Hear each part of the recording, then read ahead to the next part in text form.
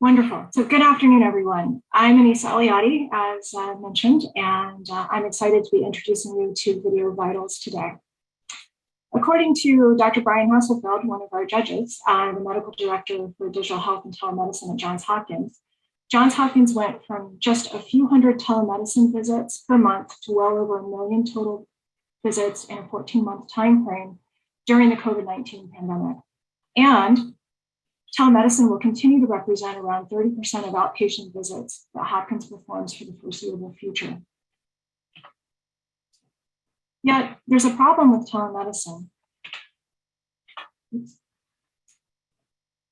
Sorry about that. For all the convenience it affords patients and clinicians are often unable to properly assess patients from just talking with them or seeing them on a video screen such as Zoom or FaceTime. According to a study published in JAMA during the pandemic, some health conditions required up to 46% of telemedicine patients to schedule an in-person follow-up because they were inappropriately or could not be diagnosed. This is at least in part because accurate vital signs cannot be taken over a video chat without sending expensive and cumbersome equipment to the patient's home, until now. Video Vitals is using cutting-edge technology developed by the US government by Johns Hopkins University Applied Physics Laboratory to capture and assess vital signs from real-time video, just video. Here we have a sick person who can lie in the comfort of her own bed at home and using just her smartphone, obtain her vitals within seconds, realizing that her temperature and blood pressure are out of range.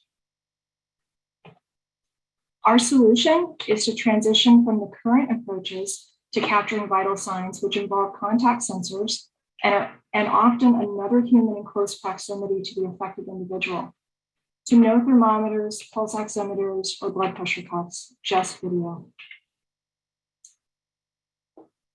Using a simple tablet or a smartphone camera, patients can use our app to shoot a 30-second video that'll be analyzed in the cloud and provide immediate feedback in the form of temperature, blood pressure, heart rate, blood oxygenation level, as well as respiration.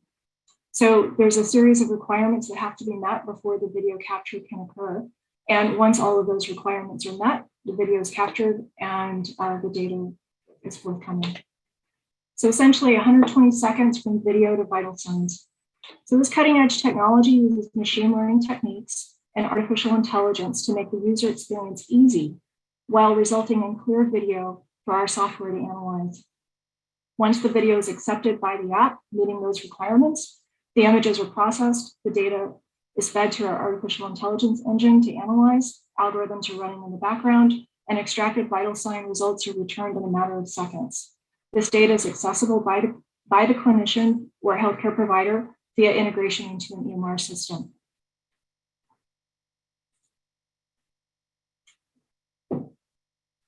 There are many users who would find Video Vitals technology valuable. For clinicians, this takes the guesswork out of obtaining accurate vital sign readings. It allows the clinician to be more confident in their assessments, which ultimately speeds up diagnosis and treatment. For the patient, it saves time and effort of trekking across town to the doctor's office, reduces the anxiety associated with going in to the doctor and elevated physiological signs from that anxiety. It takes the hassle out of scheduling a follow-up after the telemedicine visit if there's uncertainty in the diagnosis. It provides accurate vital signs for the EHR record without intrusive devices, and it ultimately increases patient confidence and satisfaction. This tool also improves surveillance during a public health crisis. Now, there are other beneficiaries to this. For the healthcare system, utilization decreases with increasing touch points.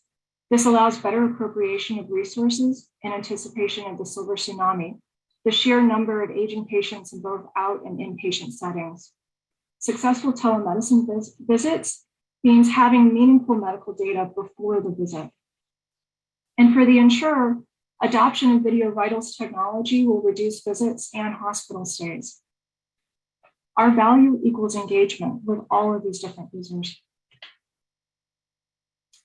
Our go-to-market plan is to integrate with telemedicine platforms and electronic medical record systems as a value-add service. We can also work with remote patient monitoring and wearables companies. Video Vitals addresses a need across several different market segments and will pursue primary traction in the $16 billion telehealth market.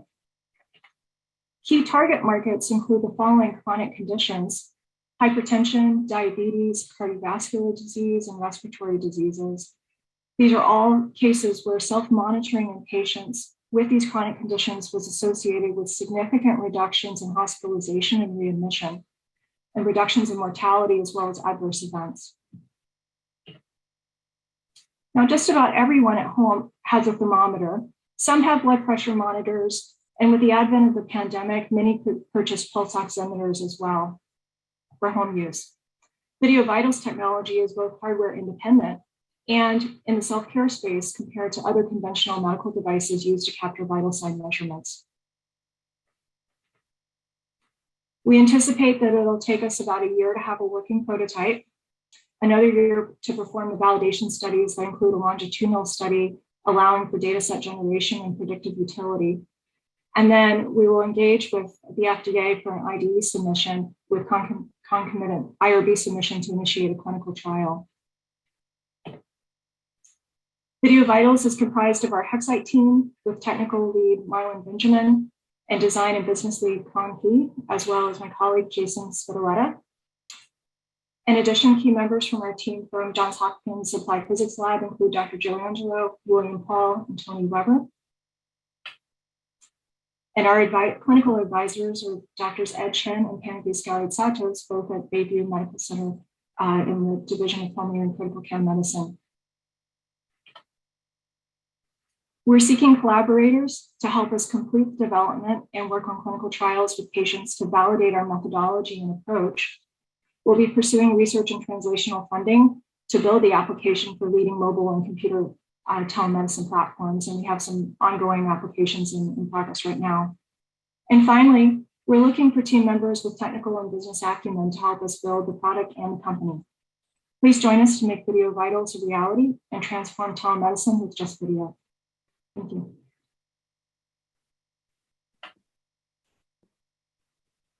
Thanks so much, Anissa and team. That was a great presentation. And at this time, I will ask the judges to come back on.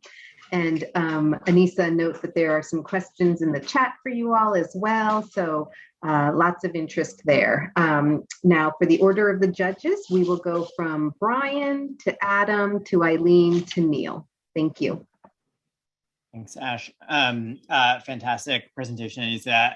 As you know, and appreciate the quote at the beginning, is a really important area of emphasis, I think, for all large delivery systems and small delivery systems, which is how do we bring clinic level vitals back into the home without also becoming Amazon? And granted, we have some Amazon representatives here, but I think the logistics of doing that are so overwhelming, and so empowering patients to use the tools that they generally already have is just absolutely the right approach.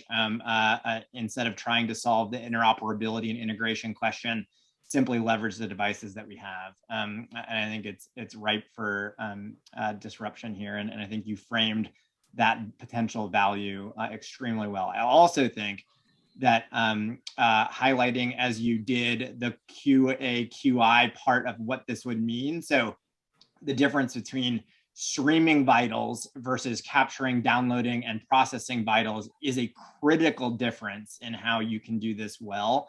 I think you hinted at it, but only those of us who really know that difference were able to pick that out. I think highlighting that and emphasizing why you're taking an approach that can work well without robust broadband connectivity is really important, because that's a barrier to equity of use of this specific tool. And your difference there will help address it, not fully address it, but is really important. The other piece that I would call out, though, is as with all medical devices, I think just acknowledging some of the steps that it will take to get this into the hands of clinicians and patients. That as with any device or diagnostic, we're going to need the validation and trust that it represents, obviously, the FDA level vital sign. And I think just explaining what your pathway or envision of that may be is going to be something that's needed in explaining where this may go into the future. But great presentation overall. Thank you. All right. So I don't know what Brian's saying. I mean, I don't know why everyone doesn't want to be like Amazon, but no, I'm just teasing. So that was a really, really good presentation. Very, very interesting and compelling solution. You know, I am familiar with some, you know, similar efforts going out in the marketplace. I think the biggest feedback point for me, and while I understand some of the underlying technologies around this, as a clinician, I'm like, well, how could that be just as good as in-person vitals? So, you know, I think putting something in there, again, to really like dumb it down, show exactly like what you found early on, and almost answer that question before someone asks. Because I think even if you're pitching to like a healthcare focused VC, that's a very superficial question that they may ask as well. And I think something that would be of interest. Okay, thank you. Sure.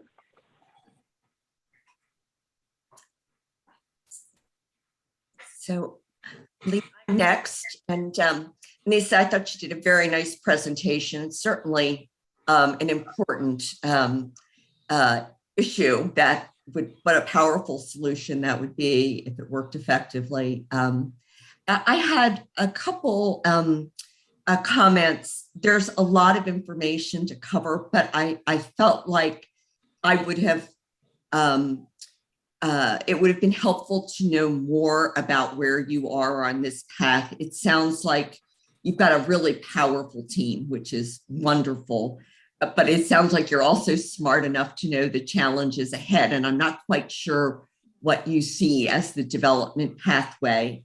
And given that your slides show that it's you're a couple years out from going to the FDA for clinical trials, that sounds like there's a path ahead that's essential, but I didn't think it was particularly well articulated. So I really suggest you give us some feedback on that.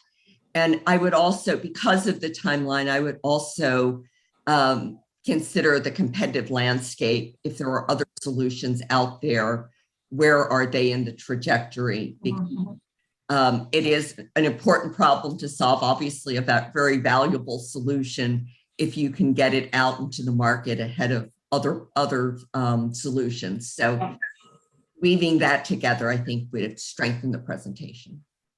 Thank you. Great. So I found this presentation fascinating. I thought it was really excellent. The thought of being able to gather vitals and share them essentially real time with the clinician and the patient in a telehealth setting, I think is really super powerful. So good job on that front. I want to echo some of the earlier comments. I think I thought the presentation was stage appropriate. I know it's really super early, but I would have definitely added some more detail and some more expansion to the timeline, specifically in the area of the FDA and reimbursement. That would have strengthened the latter quarter of the presentation a lot. I also found myself wondering whether your customer discovery efforts indicated that users prefer a software solution versus a physical device solution. That would have been maybe interesting to mention. And I find that to be kind of a curious thought. But otherwise, great job and big problem. Please keep at it. Thank you. Appreciate that. Great. Thank you, judges. Thank you, Anissa. We'll go ahead and give the judge